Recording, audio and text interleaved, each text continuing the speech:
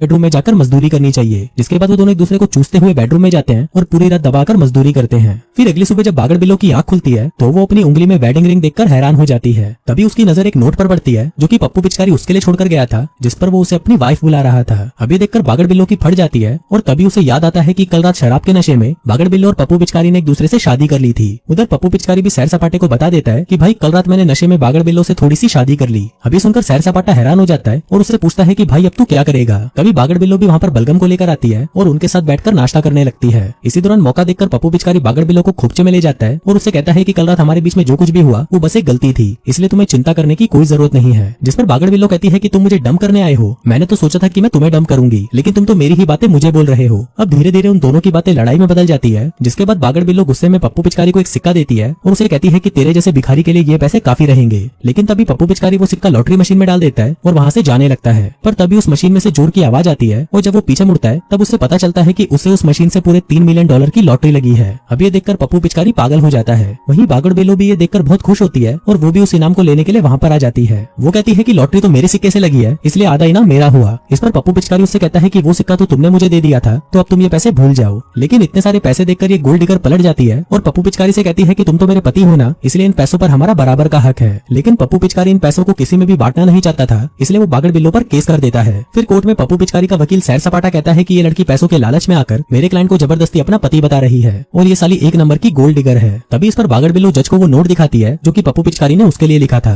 और इसके साथ साथ वो उसे एक वीडियो क्लिप भी दिखाती है जिसमें वो दोनों कबूल कर रहे होते हैं कि वो दोनों शादीशुदा है। अब ये सब देखकर जज कहता है कि ऐसा केस मैंने पहली बार देखा है कि शादी के अगले दिन ही तुम दोनों शादीशुदा होने से मना कर रहे हो, इसलिए मैं तुम दोनों को 6 महीने का टाइम देता हूँ। अगर तुम दोनों के रिश्ते सुधर गए तो ये पैसे तुम दोनों में बराबर बांट दिए जाएंगे, लेकिन अगर ऐसा नहीं हुआ और तुम दोनों में से किसी ने टाइम से पहले तलाक की मांग करी तो ये पैसा दूसरे को दे दिया जाएगा और तब तक सरकार इन पैसों को फ्रीज कर रही है। अब ये फैसला सुनकर उन दोनों की फट जाती है। जिसके बाद वो दोनों डिसाइड करते हैं कि 6 महीनों तक वो दोनों शादीशुदा होने का नाटक करेंगे ताकि जज को लगे कि हम दोनों एक साथ बहुत खुश हैं। अगले दिन बागड़ बिल्लो अपना सारा सामान लेकर पप्पू पिचकारी के घर पर शिफ्ट हो जाती है, लेकिन इसी के साथ उन दोनों ने ये भी सोच लिया था कि वो दोनों एक दूसरे को इतना परेशान कर देंगे कि कोई एक 6 महीने से पहले ही तलाक की मांग कर लेगा, जिससे सारे पैसे दूसरे को मिल जाएंगे। अब यहाँ से ये दोनों एक दूसरे को परेशान करना शुरू कर देते हैं। सबसे पहले तो पप्पू पिचकारी बागड़ बिल्लो को सोने के लिए एक ऐसा बेड देता है जिस पर से बहुत बदबू आ रही थी, ताकि वो उसके साथ इस घर में ना रह पाए और यहाँ से चली जाए। लेकिन बागड़ बिल्लो भी हार नहीं मानती और वो $3 मिलियन के लिए सड़े हुए बेड पर भी सोने के लिए तैयार हो जाती है। फिर अगली सुबह जब पप्पू पिचकारी को बहुत जोर का मुंह आने लगता है तो बागड़ बिल्लो जानबूझकर बाथरूम में ज्यादा टाइम लगाने लगती है। अब पप्पू पिचकारी पहले तो उसे बहुत सारी गालियां सुनाता है, लेकिन इससे भी जब बागड़ बिल्लो बाहर नहीं आती तो वो किचन के सिंक में ही अपना सारा पानी निकाल देता है। आगे जब इन दोनों को काउंसलिंग के लिए बुलाया जाता है तो ये दोनों थेरेपिस्ट के सामने इस तरह बिहेव करते हैं कि ये दोनों एक दूसरे से बहुत प्यार करते हैं। अब ये सब कुछ करते हुए कई दिन बीत जाते हैं और फिर एक दिन जब बागड़ बिल्लो और बलगम आपस में बातें कर रहे थे तब बागड़ बिल्लो उसे अपने रेंडी रोने सुनाने लगती है, जिस पर बलगम उसे कहती है कि मेरे पास एक आइडिया है, अगर हम ये प्रूफ कर देते हैं कि पप्पू पिचकारी का तुम्हारे अलावा किसी और के साथ भी अफेयर चल रहा है तो जज अपना फैसला तुम्हारे पक्ष में ही सुनाएगा। उधर दूसरी तरफ सैर सपाटा भी पप्पू पिचकारी को यही प्लान बता रहा होता है कि अगर तुम्हारी पत्नी का अफेयर किसी और से हो जाए तो सारे पैसे तुम्हारे हो जाएंगे। जिसके बाद अगले दिन वो दोनों अपने अपने प्लान पर काम करने लगते हैं। उधर पप्पू पिचकारी सुबह सुबह बागड़ बिल्लो के मिल्क शेक में बहुत सारी वाइग्रा की दवा मिला देता है,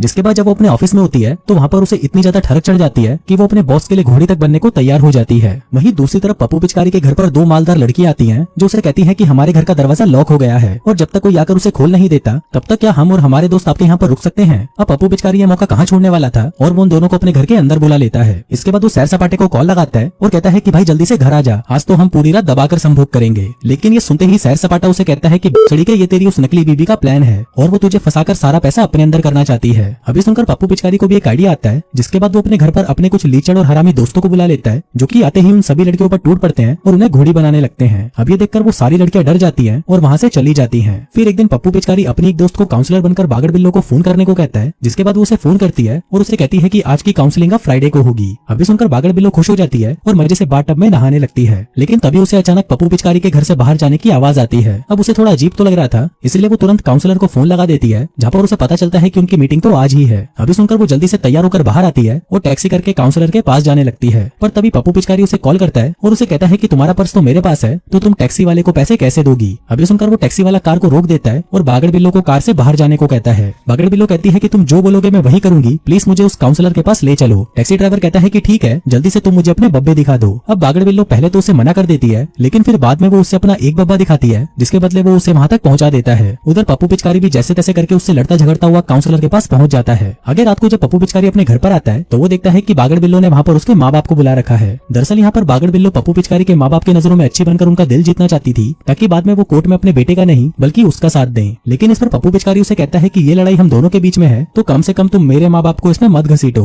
अब बागड़ बिल्लो उसकी बात मान जाती है, जिसके बाद वो दोनों मिलकर डिनर करते हैं और बातें करते हैं। अगली सुबह जब पप्पू पिचकारी अपना सामान ढूंढ रहा था तो उसके हाथ बागड़ बिल्लो की वो अंगूठी लग जाती है जो कि उसे डोगेश ने दी थी। अब वो उस अंगूठी को लेकर डोगेश से मिलने जाता है और उसे बताता है कि बागड़ बिल्लो तो अभी भी तुझसे बहुत प्यार करती है और वो रात भर तेरे बारे में ही सोच सोच कर अपनी गुफा को गीली करती रहती है। वो कहता है कि कल वो पार्क में घूमने आ रही है तो अगर तुम चाहो तो तुम भी वहाँ पर आकर उससे बात कर सकते हो। फिर अगली सुबह हम देखते हैं कि पप्पू पिचकारी अपने सभी दोस्तों को पार्क में मिलने के लिए बुलाता है, जहाँ पर बागड़ बिल्लो भी बलगम के साथ वहाँ पर पहुंच जाती है। उधर पप्पू पिचकारी कुछ छोटे बच्चों के साथ खेल रहा था, जिसको देखकर बागड़ बिल्लो उसकी तरफ अट्रैक्ट होने लगती है। आगे जब वो दोनों घूम रहे होते हैं तभी पप्पू पिचकारी बाथरूम का बहाना लगाकर वहाँ से गायब हो जाता है, पर उसके जाते ही वहाँ पर डोगेश आ जाता है, जिसको देखकर बागड़ बिल्लो हैरान रह जाती है। तभी डोगेश उसके पास आता है और उससे अपनी नीच हरकतों के लिए माफी मांगने लगता है। कहता है कि अगर तुम चाहो तो हम इस रिलेशनशिप की नई शुरुआत कर सकते हैं, लेकिन बागड़ बिल्लो उसे मना कर देती है और कहती है कि अब मुझे तुमसे कोई मतलब नहीं है। उधर पप्पू पिचकारी भी छुपकर उन दोनों को देख रहा था और उन दोनों को बात करता हुआ देखकर पता नहीं क्यों उसे जलन होने लगती है। आगे जब वो ये बात सैर सपाटे को बताता है तो वो उसे कहता है कि तुझे बागड़ बिल्लो से प्यार हो गया है। पप्पू पिचकारी कहता है कि नहीं यार, मैं प्यार के लिए नहीं बना, वैसे भी कल मुझे बागड़ बिल्लो की एक ऑफिस पार्टी में जाना है। इस पर सैर सपाटा कहता है कि भाई यही मौका है, तुम बागड़ बिल्लो को सबके सामने नीचा दिखा सकते हो। फिर अगले दिन पार्टी में पप्पू पिचकारी बागड़ बिल्लो को बर्बाद करने का प्लान बना ही रहा था कि तभी बागड़ बिल्लो एक मस्त सी ड्रेस पहनकर उसके सामने आ जाती है, जिसको देखते ही वो अपने शैतानी प्लान को कैंसिल कर देता है। आगे बागड़ बिल्लो पप्पू पिचकारी को अपने बॉस से मिलवाती है, जहाँ पर पप्पू पिचकारी अपनी बातों से उसके बॉस को भी इम्प्रेस कर लेता है, जिसे खुश होकर बागड़ बिल्लो का बॉस उसे उसकी जॉब में प्रमोशन दे देता है। अब इस सबसे बागड़ बिल्लो इतनी खुश हो जाती है कि अब उसे भी पप्पू पिचकारी के लिए फीलिंग्स आना शुरू हो जाती है। आगे जब वो दोनों घर पर आते हैं तो उन दोनों की ही ठड़क चरम सीमा पर चढ़ी हुई होती है, जिसके बाद वो दोनों खुद को कंट्रोल नहीं कर पाते और पूरी रात धुआंधार संभोग करते हैं। अब ऐसे करते करते 6 महीने कब बीत जाते हैं इसका पता ही नहीं चलता और फाइनली उनके केस के फैसले का दिन भी आ जाता है। सुबह सुबह जब बागड़ बिल्लो तैयार होकर कोर्ट जाने के लिए बाहर निकलती है तो उसके सामने डोगेश आ जाता है और वो उसे कहता है कि अगर तुम चाहो तो हम दोबारा एक हो सकते हैं। जिसके बाद वो उसे वही वाली अंगूठी दिखाता है जो कि उसने एंगेजमेंट वाले दिन दी थी। अब ये अंगूठी देखकर बागड़ बिल्लो हैरान हो जाती है और वो समझ जाती है कि अंगूठी पप्पू पिचकारी ने ही डोगेश को दी होगी ताकि बागड़ बिल्लो वापस डोगेश के पास चली जाए और सारा पैसा पप्पू पिचकारी के नाम हो जाए। अब ये जानकर बागड़ बिल्लो का दिल टूट जाता है और वो गुस्से में वहाँ से चली जाती है। फिर कोर्ट की सुनवाई के वक्त जज उन दोनों से पूछता है कि क्या वो दोनों पति पत्नी की तरह एक दूसरे के साथ रहना चाहते हैं, जिस पर बागड़ बिल्लो कहती है कि नहीं, मुझे पप्पू पिचकारी से तलाक चाहिए और उसके पैसों में से एक फूटी कौड़ी भी नहीं चाहिए। अब ये सुनते ही पप्पू पिचकारी की बोलती बंद हो जाती है। तभी बागड़ बिल्लो उसके पास आती है और डोगेश की दी हुई अंगूठी उसके सामने रखकर वहाँ से चली जाती है।